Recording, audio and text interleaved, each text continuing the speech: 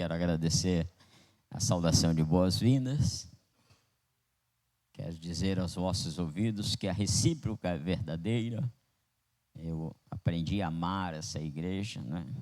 Estava agora há pouco ali conversando com o pastor Francisco, que é um dos pioneiros aqui, né? Tantos outros. Quando isso ainda era o matagal, carregando caixas de som, abrindo esses trabalhos aqui por meio da congregação de Barro Branco, né? Ainda pastoreava ali o pastor Daniel, Manjanice, enfim, no tempo do pastor Getúlio ainda, né, irmão? Pastor Getúlio Pimentel Loureiro. Então, são homens com histórias aqui. A gente já pegou o bonde andando. Mas que Deus abençoe. Com certeza, pastor Francisco, seu trabalho com certeza o seu trabalho não é vão no Senhor. Amém? Queridos, vamos voltar ao texto, recapitular Apocalipse, capítulo 12, versículo de 1 a 17, cuja epígrafe é a mulher e o dragão. Nós praticamente abordamos 2 das 4 guerras, né, entre Deus e Satanás. Vamos dar uma recapitulada, né, começar pela leitura do texto. Como da outra vez, eu queria pedir o pessoal da mídia, se houver hipótese, jogar no telão, para que nós possamos ler em voz de coro, né? Então, eu quero ouvir a voz dos irmãos. Vou tentar baixar um pouco o volume aqui.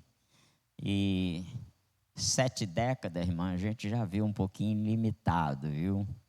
Também escuta um pouquinho limitado. Então, tem hora que eu erro um pouquinho na pontuação, mas vocês não se percam, não. Ficam aí ligadinhos. E por falar em ligado, esteja atento à voz do Espírito Santo neste lugar. Tem coisa que eu vou falar, você vai ouvir, e há coisas que eu não vou dizer, mas o Espírito Santo vai falar no seu coração. É por isso que a Bíblia diz assim, ó, guarda o teu pé quando entrar na casa do Senhor. Esteja mais inclinado a ouvir do que a falar. Isso é uma excelente ordem para nós. Qual que é melhor?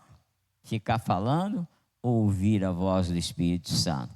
Claro que é ouvir a voz do Espírito Santo. Então, nós temos que estar mais inclinados a ouvir. Amém? E ele fala de maneira, né? Aqui eu tenho uma multidão, cada um com as suas necessidades. Eu não sou capaz, né? Ainda que o Senhor me revelasse aqui a cada um, o que eu poderia fazer? Nada, né? Mas o Espírito Santo conhece e fala. E quando ele fala com você, o céu se abre. Pode estar todo mundo aqui não sentindo nada, mas você vai sentir a glória de Deus e isso pode sim mudar muito na sua vida, não é? Porque a palavra do Senhor nos traz consolo, nos traz exortação, nos traz edificação. Então vamos ler, irmãos, a mulher e o dragão. Repita comigo, a mulher e o dragão. Todos juntos, igreja. A mulher e o dragão. Então vamos ler. E viu-se um grande sinal no céu. Toda a igreja comigo. Uma mulher vestida do sol, tendo a lua debaixo dos pés, e uma coroa de 12 estrelas sobre a cabeça. E estava grávida e com dores de parto, e gritava com ânsias de dar à luz. E viu-se outro sinal no céu, e eis que era um grande dragão vermelho. Tinha 7 cabeças, 10 chifres, e sobre as cabeças 7 diademas. E a sua cauda levou após si a 1/3 parte das estrelas do céu, e lançou-as sobre a terra. E o dragão parou diante da mulher, que havia de dar à luz, para que, dando ela à luz, lhe tragasse o filho. E deu à luz um filho, um varão, que há de reger todas as nações com vara de ferro. e o seu filho foi arrebatado para Deus e para o seu trono. E a mulher fugiu para o deserto, onde já tinha lugar preparado por Deus para que ali fosse alimentada durante 1260 dias. E houve batalha no céu. Miguel e seus anjos batalhavam contra o dragão, e batalhavam o dragão e os seus anjos, mas não prevaleceram, nem mais o seu lugar se achou nos céus. E foi precipitado o grande dragão, a antiga serpente, chamado Diabo e Satanás, que engana todo mundo. Ele foi precipitado na terra e os seus anjos foram lançados com ele. E ouvi uma grande voz no céu que dizia: agora chegada está a salvação, e a força, e o reino do nosso Deus, e o poder do seu Cristo. Porque já o acusador de nossos irmãos é derribado, o qual, diante do nosso Deus, os acusava de dia e de noite.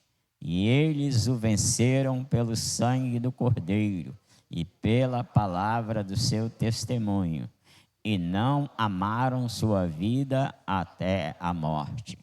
Pelo que alegrai-vos, ó céus, e vós que neles habitais. Ai dos que habitam na terra, porque o diabo desceu a vós e tem grande ira, sabendo que já tem pouco tempo. E quando o dragão viu que foi lançado na terra, perseguiu a mulher que dera à luz o varão. E foram dadas à mulher 2 asas grandes de águia, para que fosse para o deserto ao seu lugar, onde é sustentada por um tempo e tempos e metade de um tempo, fora da vista da serpente. E a serpente lançou da sua boca atrás da mulher água como um rio, para que pela corrente a fizesse arrebatar. E a terra ajudou a mulher, e a terra abriu a boca e tragou o rio que o dragão lançara da sua boca. E o dragão irou-se contra a mulher e foi fazer guerra ao resto da sua semente. Por gentileza, tomai os vossos assentos. Nós, então, recapitulamos o texto e vamos recapitular um pouco o que foi dito na semana passada, não é? Nós falamos que a palavra de Deus, ela não é de particular interpretação. Com todo respeito aos teólogos da antiguidade e os atuais, não é? Quem sou eu para desconstruir, né, suas fundamentações? Em hipótese alguma, não é a minha intenção, não penso nisso, mas eu tenho uma convicção muito grande, que é que a palavra de Deus, ela por si só interpreta a palavra. Eu citei para vocês 1 Pedro 20, 2 Pedro capítulo 1, versículo 20 e 21, também 2 Timóteo 3, 16 e 17, de forma que a palavra por si só, ela se compreende a palavra. Como entender a Bíblia? Pela Bíblia. Como aprender a Bíblia? Pela Bíblia, não é? Eu particularmente, irmãos, nunca concluí um curso teológico. Com isso, não estou a incentivar ou desmotivá-lo a fazer um bom curso teológico. Embora tive o privilégio de monitorar um dos maiores cursos teológicos da Assembleia de Deus, um dos mais antigos também, que é o ETAD, Escola de Educação Teológica das Assembleias de Deus, fundada pelo saudoso pastor Bernardo Johnson. Louvado seja o nome do Senhor. Mas eu, particularmente, nunca concluí. Louvado seja o nome do Senhor. Queridos, diante disso, fica claro que compreendemos a Bíblia pela Bíblia.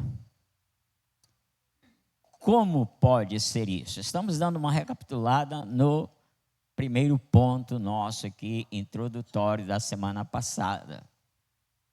Ela lança luz sobre ela.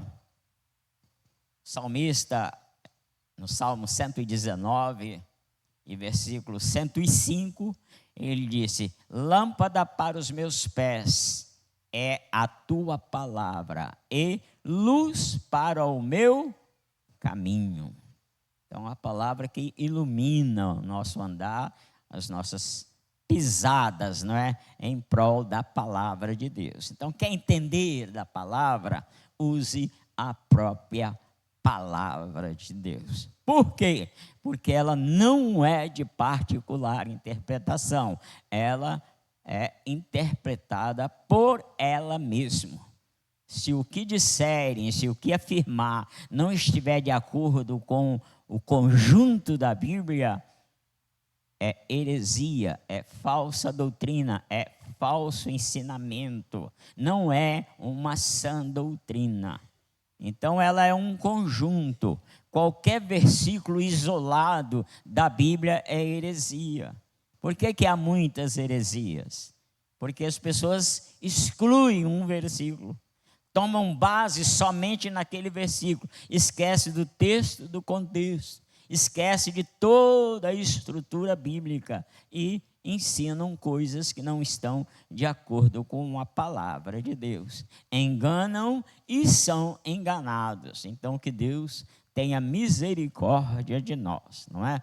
2 Pedro 1:19, ele diz assim: e temos muito firme a palavra dos profetas, a qual bem fazeis em estar atentos, como uma luz que alumia em lugares escuros, até que o dia esclareça e a alva apareça em vossos corações.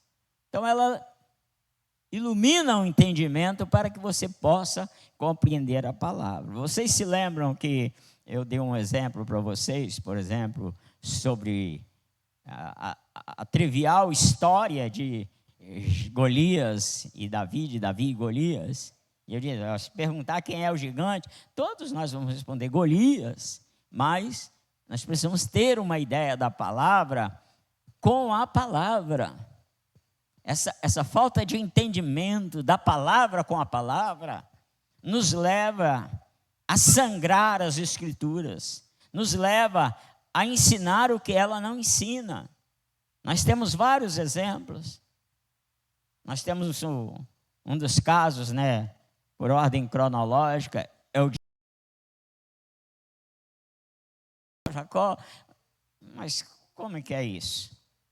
Antes de Jacó nascer, ainda no ventre, já está falado sobre ele que ele seria.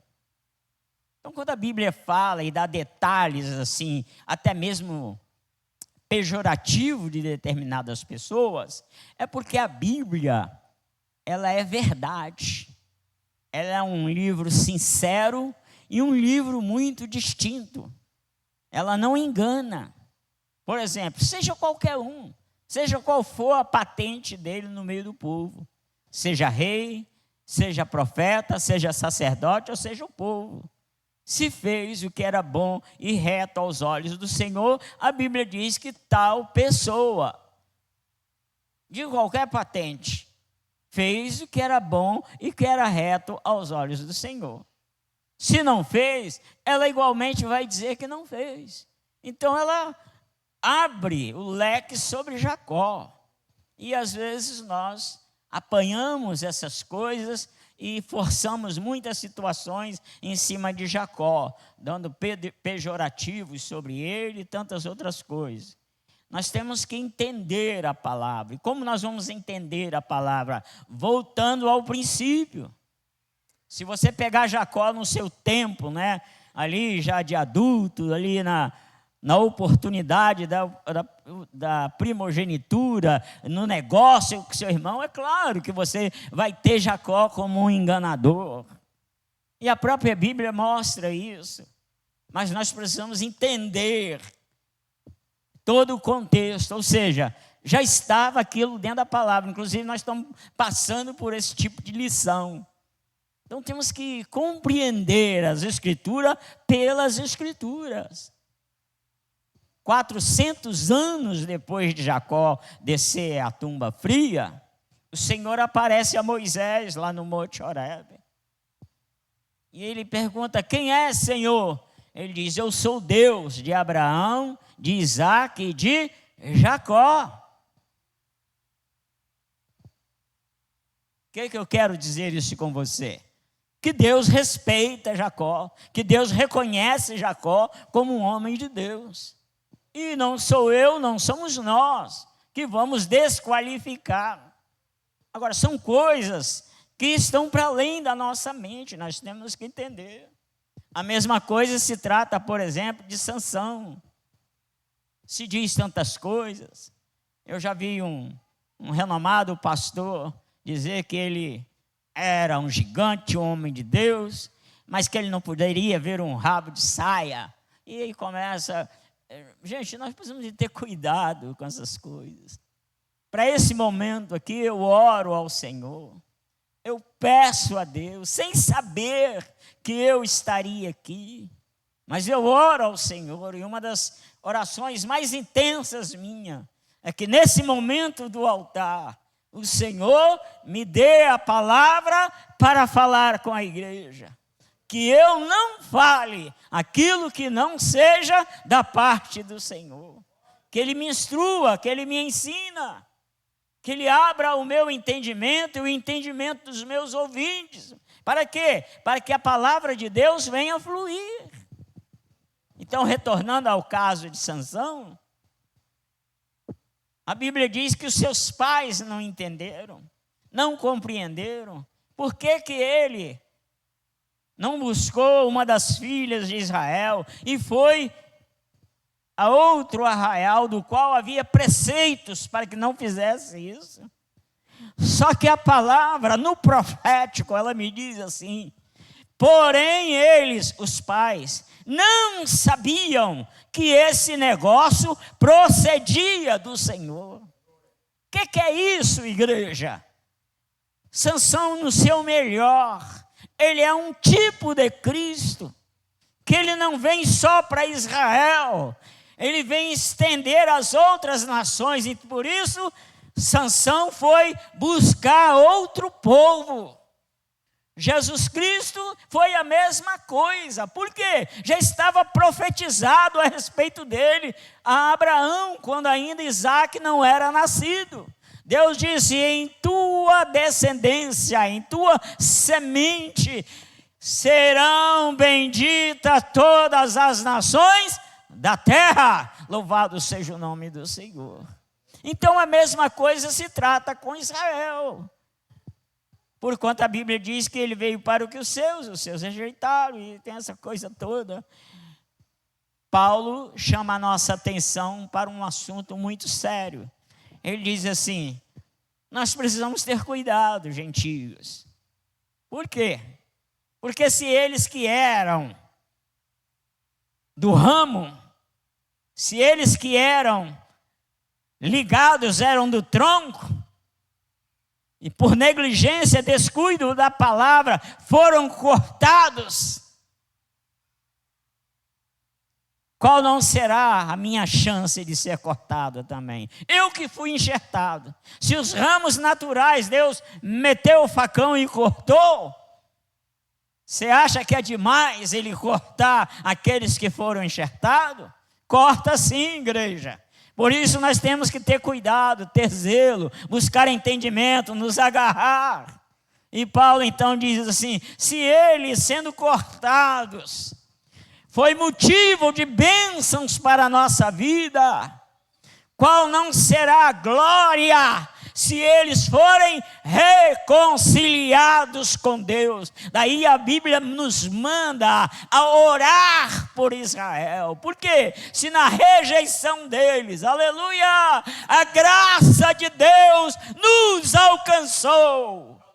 Na reconciliação deles, igreja, muito mais nós seremos abençoados na presença do Senhor.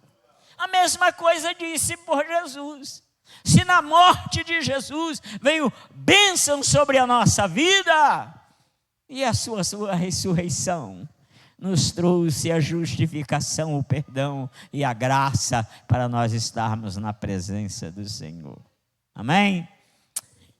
Nessa primeira batalha, esse filho varão, ele vai guiar, reger as nações com vara de ferro. Então nós estamos falando do milênio. Isso vai, esse julgamento das nações que está em Mateus 25, salvo engano a minha memória, do versículo 31 até 46, onde fala sobre o julgamento das nações. Então isso vai dar no final da grande tribulação. Jesus vai descer, o varão, o filho varão, que vai reger as nações com a vara de ferro. É um governo rígido, ok? Então o que acontece? Ele vai julgar as nações, aí serão julgados como nações. Todas as nações que sobreviverem ao Apocalipse passarão por esse trono que é o julgamento das nações. Jesus vai julgar as nações e a igreja estará com Jesus para julgar essas nações. O critério aí passa primeiramente pela uma situação assim, metaforicamente falado, não é? Ou seja, o Senhor vai apartar os bodes das ovelhas. As ovelhas dos bodes são as nações. Vai dizer às ovelhas: vinde, benditos do meu Pai, né? Possuí o reino que vos está possuir por herança, o reino que está preparado desde a fundação do mundo. Porque eu tive fome, me deste de comer, estava nu, me vestiste, estava enfermo, foste me visitar, enfim. Esse julgamento aí é pela relação dessas nações com seus irmãos, os irmãos de Jesus, que teologicamente nós interpretamos com Israel. Então, essas ovelhas vão dizer ao Senhor Jesus: Jesus, quando é que nós estivemos com fome, com sede, doente, preso e tal, e fomos fazer alguma coisa? Ele vai dizer: quando fizeste a um desses pequeninos, meus irmãos, fizeste, em verdade eu vos digo, que fizeste a mim. Aos ímpios, ele vai dizer: aparta de mim para o fogo eterno. Porquanto eu tive fome, vocês não me deram de comer. Eu tive sede, vocês não saciaram a minha sede. Eu estava nu e vocês não me vestiram. Eu estava preso e vocês não foram me visitar.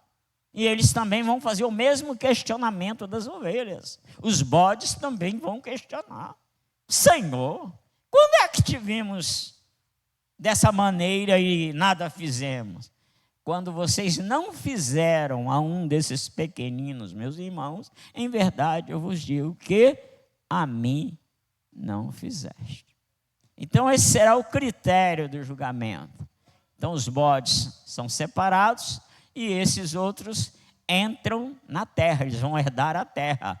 Lá nas Beatitudes, do capítulo 5 de São Mateus, no mesmo livro, Jesus fala das bem-aventuranças, das Beatitudes. Aí o que acontece? O versículo 5 do capítulo 5 diz assim: bem-aventurados os mansos, porque eles herdarão a terra. Então as nações serão julgadas pelo comportamento para com Israel. As nações hostis a Israel estão debaixo de maldição. Qualquer nação, se o governo diplomático brasileiro se põe numa posição de oposição a Israel, o Brasil se mete debaixo de maldição. O Irã está debaixo de maldição. Todos os países opostos. Eu já disse para vocês na semana passada, uma grande parte da União Europeia já abandonou Israel, entram debaixo da maldição. Os Estados Unidos talvez será o último a abandonar Israel, mas já está sinalizando que vai desamparar Israel. Mas eu ouvi, disse a vocês também, né, o chefe do exército do Estado, da Força Maior de Israel, ele disse assim: Israel é um Estado eterno. Ele falou uma grande verdade. Israel é um Estado eterno e acabou. Isso é sustentado por Deus. Fim de papo. O que vai se cumprir? O que o Senhor disse a Abraão: eu abençoarei os que te abençoarem, e eu amaldiçoarei os que te amaldiçoarem. Então nós estamos vendo essas coisas acontecerem. Israel vai correr para dentro de Israel, para se cumprir a palavra de Deus, que diz que eu vou ajuntá-los dos quatro cantos da terra e vou trazê-los para essa terra. Qual a terra? A terra da promessa, que eles nunca tomaram posse totalmente, nem no próspero governo de Davi e nem de Salomão. Nunca Israel jamais dominou, ocupou toda a terra prometida para eles. Somente no governo milenial de Cristo é que Israel tomará posse de toda a terra prometida para eles. Então essa história está do capítulo 1, do capítulo 12 que nós lemos, até o versículo 5, que vai falar sobre o varão. Sofrimento da mulher para dar à luz. Eu disse em rápidas palavras para vocês: a perseguição de Faraó, a apostasia de Israel, várias coisas. Tudo isso, irmão, se traduz no dragão diante da mulher para tragar o filho, né? O decreto de Herodes, enfim, tudo isso é profético. E nós precisamos entender estas coisas, amém? 1 Coríntios 10 e 11 diz que tudo isso aconteceu a eles em forma de figura, e foram escritas para nós, para quem já são chegados ao fim dos séculos. É um verso bem comum nas minhas ministrações, para poder lembrar a vocês que essas histórias não são histórias de carochinhas, elas estão registradas com propósito, segundo Romanos 15:4. Tem um objetivo essas histórias. Qual é o objetivo? Nos dá paciência, nos dá consolação nas Escrituras e dar-nos esperança. Louvado seja o nome do Senhor. A mulher, o dragão, a coroa, 7 estrelas, 7 cabeças, 7 chifres e 7 diademas. Mostra aqui 10 chifres, 7 cabeças, 7 diademas. Mostra a astúcia, o poder desse dragão vermelho. Quando ele cai, ele leva a terça parte das estrelas do céu, ou seja, dos anjos caem com ele a terça parte, que se tornam demônios. Alguns estão presos, não há uma explicação teológica para isso. Outros estão soltos, Deus sabe as relações. Mas a mulher, nós podemos entender aí, lendo Gênesis 37, aí a partir do versículo 9 ou 11, alguma coisa assim, que quando José tem o sonho. Aqui vou falar outra coisa para vocês. É muito comum ouvir o pejorativo de José sonhador. José não era sonhador. José tinha sonhos dados por Deus. Uma coisa é uma pessoa sonhador, e outra coisa é alguém que recebe sonhos de revelação de Deus. Então José era um homem que recebia sonhos, ele teve essa visão aqui de Apocalipse capítulo 12. José disse ao seu pai e seus irmãos: eu tive um sonho, que a lua e as estrelas, e 12 estrelas, se inclinavam para mim. Jacó disse: que isso? Os irmãos ficaram irados com ele. E Jacó disse: eu e sua mãe, seus irmãos, vamos nos curvar a você? Ele teve visão disso aqui. Em parte se cumpriu no Egito. Em parte eles se inclinaram a ele lá no Egito, quando ele era governador. Mas isso não era sonho da cabeça dele. Ele não tinha esse desejo de soberba, de presunção, não. Foram revelações dadas a ele. Sabe o que a Bíblia diz de José? Que ele era íntegro, que ele contribuía para um bom nome do seu pai. José andava na presença de Deus em obediência ao seu pai.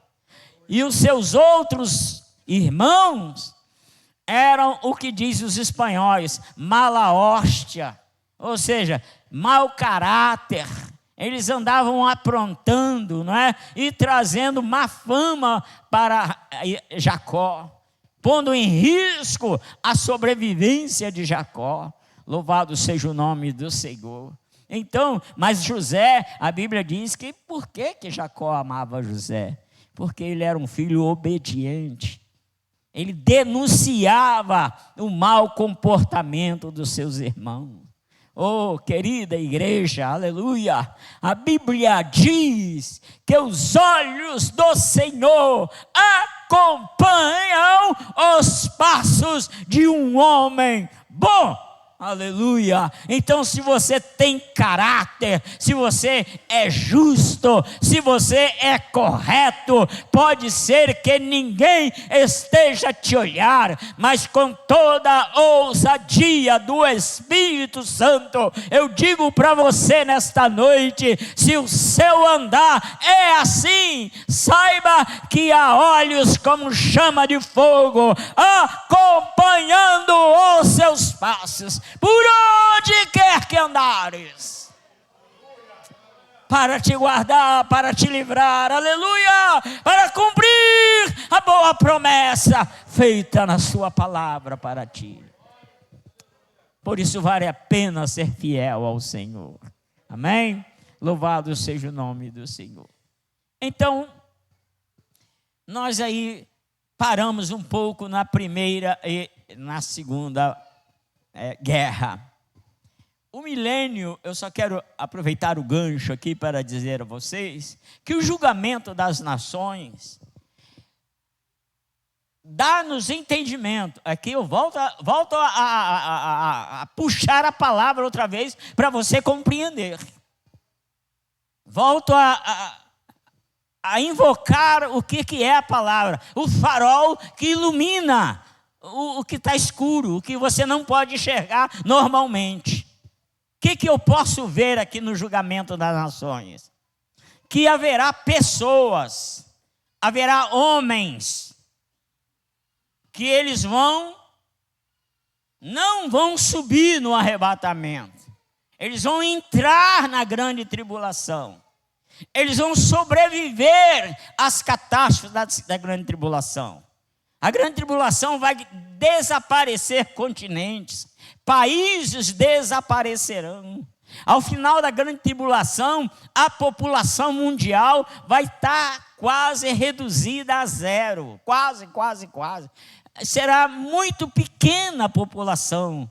Por que vai acontecer isso? Por causa dos desatar dos selos, dos tocar das trombetas e por causa do derramar das taças. Isso vai trazer morte. Só em uma guerra desaparecerá instantaneamente 1/3 da população mundial. Mas vai haver o julgamento das nações. Que julgamento é esse? Nações, ser humano, gente de carne e osso como eu e você, que serão julgados e serão classificados por Jesus como ovelhas. Qual é o critério do julgamento deles? O relacionamento deles diplomático com Israel, para cumprir-se o que fora dito a Abraão. Abençoarei os que te abençoarem e amaldiçoarei os que te amaldiçoarem. Os bodes foram bandidos com Israel, foram hostis a Israel. Os bodes lutaram para varrer Israel da face do mapa. Aí há um movimento mundial para apagar o nome de Israel. Não vão conseguir. Porque Deus disse a Abraão, aleluia, a tua semente será como o pó da terra. Bendito seja o nome do Senhor. E os bodes condenados? Então, esses justos, eles já vêm desde antes da grande tribulação. Esses mansos. E vão entrar no milênio. Agora, esse milênio, quem vai governar é Cristo. Finda na grande tribulação o governo mundial. O governo humano termina no início da grande tribulação. O governo da grande tribulação é uma mistura de semente humana com semente demoníaca. Assim como o Espírito Santo encarnou, gerou Jesus na Virgem Maria, Satanás vai incorporar o anticristo em um homem. O próprio Satanás, o demônio, vai tomar a vida de um homem. Aí muita gente diz, está aí, ninguém sabe disso, irmão. Por exemplo, se a grande tribulação for começar daqui a 100 anos, tudo indica que começa já, mas se levar 100 anos, eu diria para você que o anticristo não nasceu ainda, com todo o fundamento da palavra de Deus. Então ninguém pode dizer que o anticristo já está aí, que é o Papa, que é o Trump, que é Lula, que é o chinês, e que é quem não conhecer. Ninguém pode afirmar isso. Porque afirmar isso era prever, era saber o dia do arrebatamento da igreja. Mas esse dia, Jesus disse, ninguém sabe. Nem o Filho, nem os anjos. Esse segredo está com o Pai. Um dia para ele é como 1000 anos, e 1000 anos é como um dia.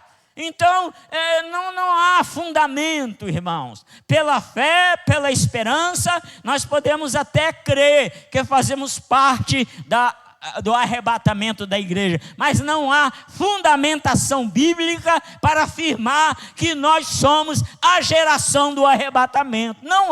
Não se sustenta na palavra. Poderemos até ser, e glória a Deus se sejamos, mas isso está reservado com Deus. A palavra de ordem é: não vos pertence saber os tempos e as estações que o Pai estabeleceu pelo seu próprio poder. Vigiai, porque não sabeis a hora em que há de vir o seu Senhor. O importante é não descortinar, desvendar essas coisas. O importante, igreja, é estar preparado.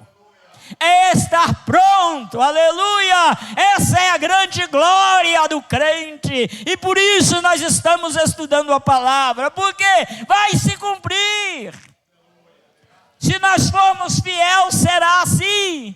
E se nós abandonarmos o caminho da fidelidade, isso acontecerá e nós lamentaremos profundamente. Mas o Senhor não quer isso conosco. O Senhor quer que a gente se prepare. Nika Shaya Nikalai Komahachu. É por isso que o Espírito Santo nos reuniu aqui nesta noite, aleluia, para falar aos nossos corações que é tempo de olhar para cima, é tempo de se apegar com as coisas de Deus, é tempo de deixar os embaraços e pecados que tão de perto nos rodeia e correr com paciência a carreira que nos está proposta. Não é tempo de ganhar dinheiro, não é tempo de ajuntar tesouro no mundo, não é tempo de olhar para as coisas dessa terra, é tempo de levantar os seus olhos para cima, porquanto a vossa redenção está próxima, diz a palavra de Deus. Paulo, ousadamente, no capítulo 13 do livro aos Romanos, ele fala assim: e digo isto, conhecendo o tempo. Que coisa gloriosa, conhecer o tempo. Oh, bem-aventurados que conhecem o tempo. Digo isso conhecendo o tempo, que já é a hora de despertarmos do sono. Louvado seja o nome do Senhor. É hora de despertarmos do sono. Que coisa maravilhosa. Então, que Deus nos dê essa vitória, essa graça, para que a gente possa estar bem preparados para esse grande dia.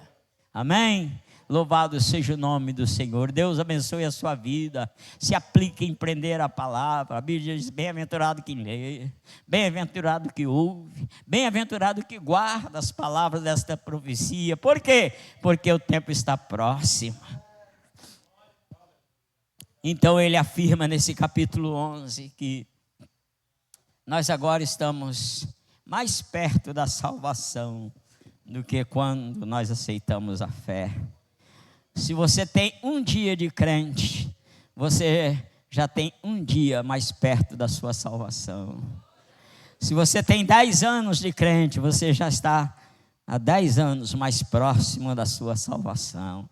É coisa gloriosa, né, irmão? Sinto vontade de ser fiel mais ao Senhor. Sinto vontade de ser mais crente ao Senhor. Eu sinto que sou pouco crente comparado às coisas que Deus tem preparado para nós. Amém? Que Deus nos ajude, nos dê a sua graça, a sua bênção e o seu favor. Então essa batalha que houve no céu,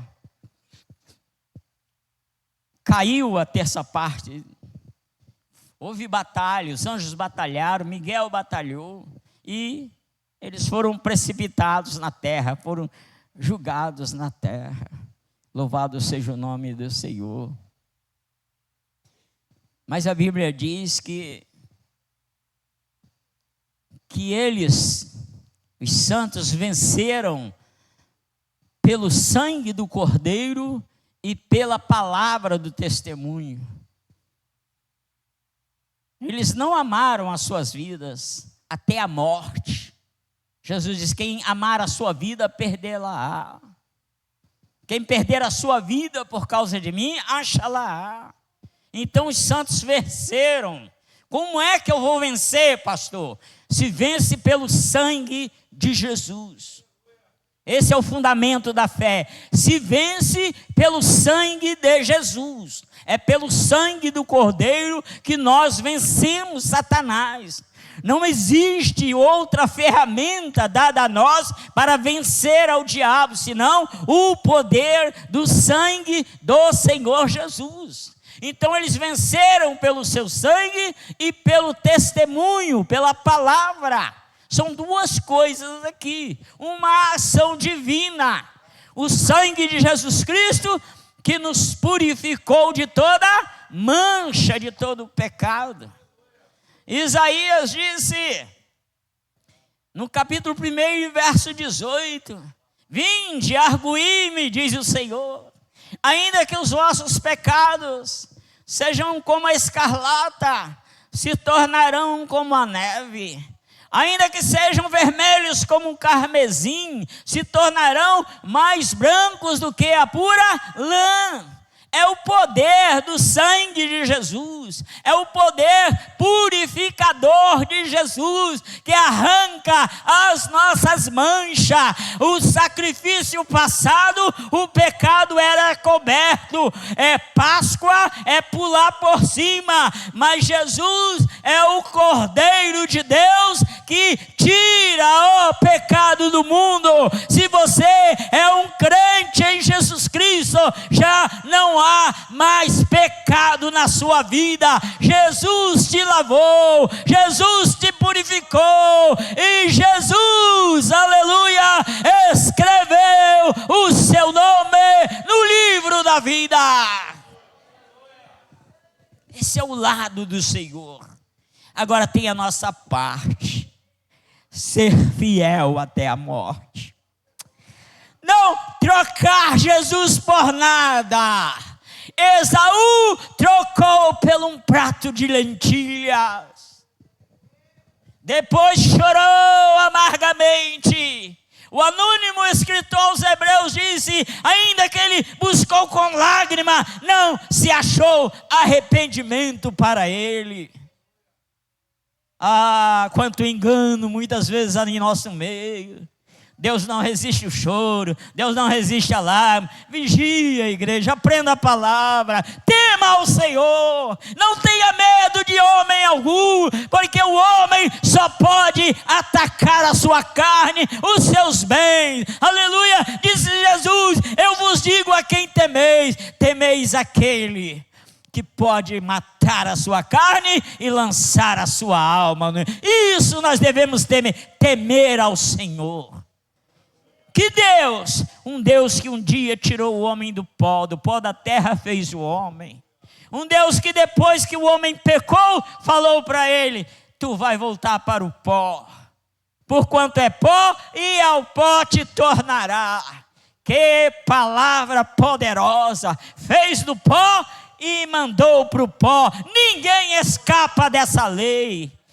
Milionário, trilionário, bilionário, preto, branco, sábio, doutor, pregador, incrédulo, ímpio, santo, ninguém escapa dessa lei. Todos a caminho da sepultura. Louvado seja o nome do Senhor. E esse mesmo Deus que tirou o homem do pó e fez o homem ir para o pó, descrito na Bíblia, o primeiro é Abel. Mas não significa dizer que foi o primeiro homem a descer o pó. A Bíblia está falando da geração piedosa. Foi Abel. Então eu digo para você, de Abel até o último que desceu no pó, sabe qual é a grande verdade? Nenhum deles ficará no pó. Crentes ou incrédulos, santos ou ímpios, não ficarão no pó. Jesus disse: vem a hora, e agora é, em que os mortos ouvirão a voz do Filho do Homem, e sairão da terra, se levantarão do pó. Olha que Deus tremendo, é o Deus que você serve, é o Deus que você tem a palavra dele na sua mão. Aleluia, tem o poder de fazer para do pó, tem o poder de mandar para o pó, e com todo o poder vai dar uma ordem. Aleluia, todos os sepulcros se abrirão. Aleluia, todo o fogo entregará os seus mortos, toda a água darão os seus mortos, o inferno dará os seus mortos. Louvado seja o nome do Senhor, e todos comparecerão diante do Senhor. Os que confessaram e os que negaram o seu nome, ninguém vai escapar disso aí. Que coisa gloriosa é a palavra de Deus, que coisa maravilhosa. Oh, irmãos, não há tempo mais para nada, a não ser para uma vida de consagração, de jejum e de oração ao Senhor. Irmãos, me permita dizer a vocês com todo amor do meu coração, a fé vai para além de dizimar, ofertar, de construir uma igreja linda e bela, confortável, de acomodações, irmãos, que no passado não se sabia o que era isso. Eu sou do tempo que desse ministério, nossos bancos eram de taipá, aquela sobra de caixaria lá dos confradores, né?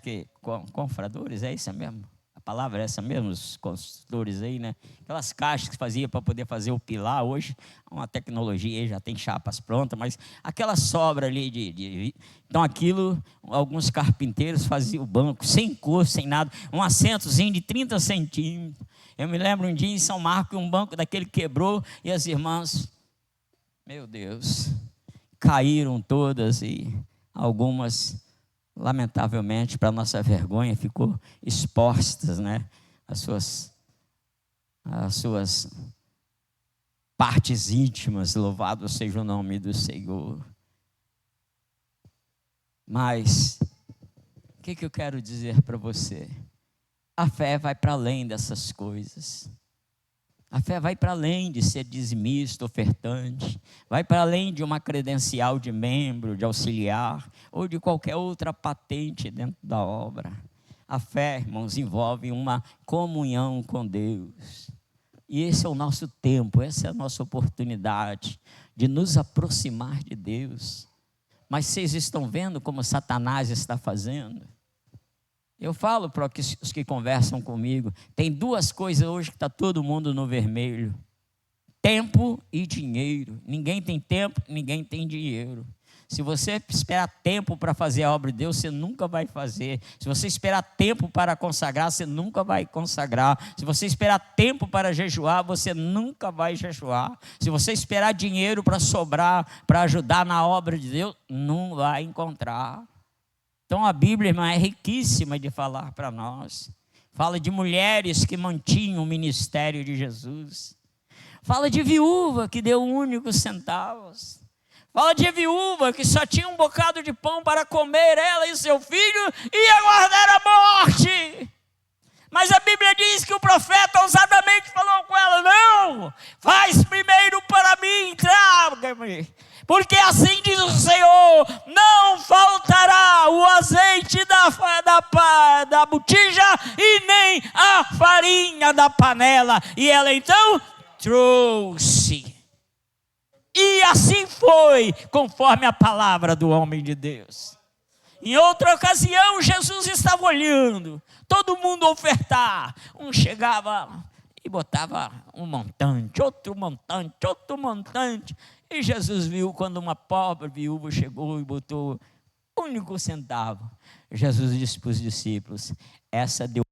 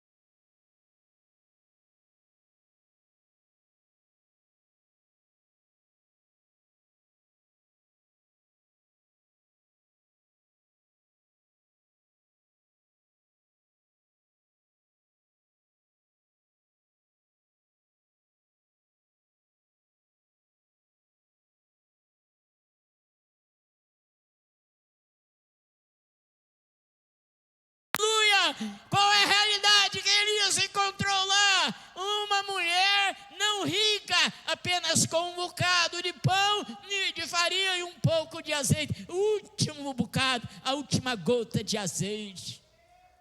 Cenário difícil, cenário de guerra, cenário que nenhum de nós quer contemplar. Mas também lá estava quem disse: vai-te daqui para lá. Eu tenho falado com ela. Louvado seja o nome do Senhor. Coisa gloriosa, igreja, é ser dirigido pelo Senhor. Põe a tua vida no controle de Deus. Deixe de querer ordenar os seus caminhos, de fazer como parece bem aos seus olhos, pensando que isso é de Deus. Não, há caminho que parece direito aos nossos olhos, mas são caminho de morte. Entrega o teu caminho ao Senhor, confia nele. Oh, aleluia! E Ele tudo fará. Tudo fará. Bendito seja o nome do Senhor. A última guerra, a serpente foi perseguir o resto dos irmãos. Muito irado, muito revoltada, até porque a terra ajudou, tragou o rio, não é? Abriu a sua boca. Então, no versículo 17 diz que ela foi fazer guerra ao resto das sementes. Então aí na grande tribulação vai haver uma conversão dos judeus piedosos. Eles vão se converter ao Senhor. Eles vão entender, eles vão examinar as Escrituras profundamente e vão entender que Jesus é o Salvador e vão crer. E Jesus vai vir socorrê-los. Amém? Louvado seja o nome do Senhor. A serpente então vai para os 4 cantos da terra. Vocês se lembram sobre o poder do Espírito Santo? Jesus disse: e há de ser que ao descer, Atos 1:8, e há de ser que ao descer sobre vós a virtude do Espírito Santo, recebereis poder e ser-me-eis testemunhas em Jerusalém, em Samaria, na Judéia e até os confins da terra, nos 4 cantos da terra. Então esse poder é uma autoridade do Espírito Santo para você vencer Satanás. O tempo agora é de trevas, é de engano, de mentira, e nós precisamos ser cheios do Espírito Santo, cheio da palavra, para nós vencermos este mundo que multiplica a iniquidade e o amor de muitos esfriam. Então nós precisamos aproveitar essa oportunidade, amém? Entender esse tempo. Quanto mais trevas, mais luz. É claro que Jesus quer operar mais. Mas, irmãos, tem uma coisa que o povo de Deus insiste em fazer. Isaías capítulo 1, versículo 3, ele diz assim: o boi conhece o seu possuidor, e o jumento a manjedoura do seu dono. Mas Israel não entende, não compreende, não tem sabedoria. O meu povo não entende. Que pena, irmãos. Que pena. Nós precisamos conhecer o Senhor e prosseguir em conhecer. Sabe por quê, irmãos? Porque é o nosso relacionamento com Deus que nos mantém de pé. Eu sou um homem de muitos amigos na obra de Deus, tenho grandes companheiros, mas eles não podem me segurar de pé. Eu não posso sobreviver na fé por grau parentesco. Eu não posso depender de apoio parentesco para a fé. Eu preciso me relacionar com Jesus. Em particular, irmão, se eu dependesse de grau parentesco, talvez eu estaria no crack, na orgia, no mundo. Mas mais do que um parente, aleluia, um todo-poderoso segurou as minhas mãos, e tal qual Samuel um dia ungiu a pedra e disse: até aqui nos ajudou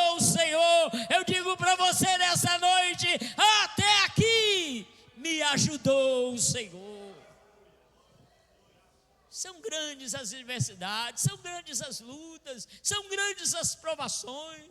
Eu falei um pouco aqui da luta do nosso companheiro, irmão Francisco, no início da obra aqui, e de tantos outros que a gente nem lembra mais.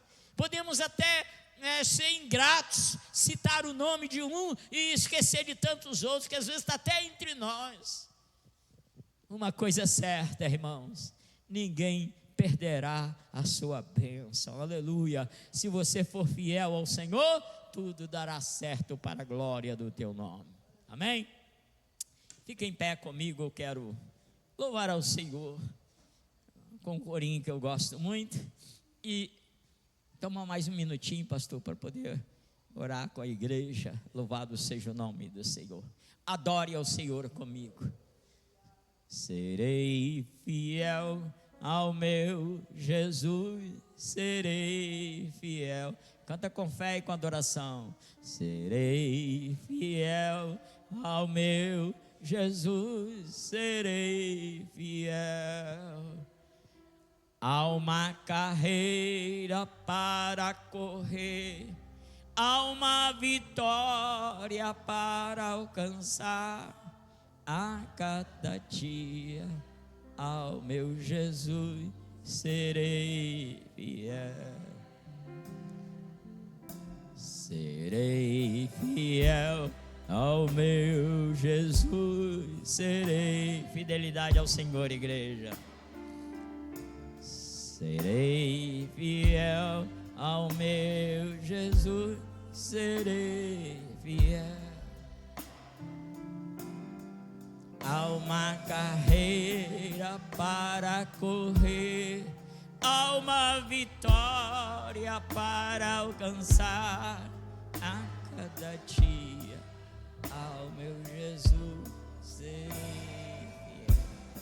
Bem baixinho aos ouvidos do Espírito Santo. Serei fiel ao meu Jesus, serei fiel. Fale só com ele. Serei fiel ao meu Jesus, serei fiel. Há uma carreira para correr, há uma vitória para alcançar. A cada dia ao meu Jesus serei fiel. Com toda ousadia. Serei fiel ao meu Jesus, serei fiel. Serei fiel ao meu Jesus, serei fiel.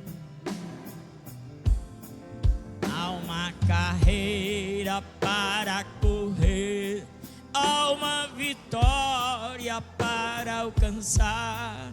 A cada dia ao meu Jesus serei fiel. Igreja do Senhor Jesus, as coisas que vamos ver daqui para frente, desde blasfêmia, escândalos, perseguições e coisas tremendas. A Bíblia diz que os homens desmaiarão pelo bramido das ondas. Só permanecerá de pé quem estiver firmado na rocha, quem estiver na palavra, quem estiver lendo, ouvindo e guardando. Quem não estiver nesse patamar não resistirá ao vendaval da perseguição. Vai fracassar, vai cair, não vai suportar.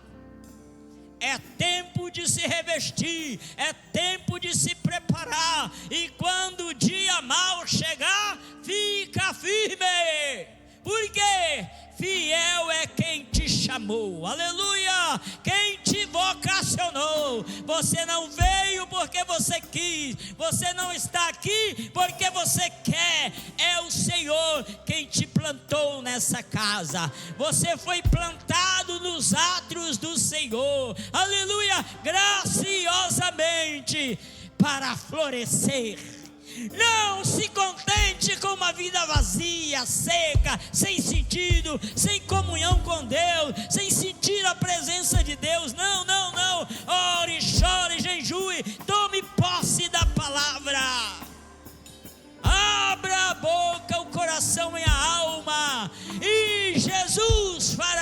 coisas tremendas em nosso meio. Oremos ao Senhor. Os que podem, ergam as mãos comigo, porque a Bíblia sugere: levantai as mãos sem ira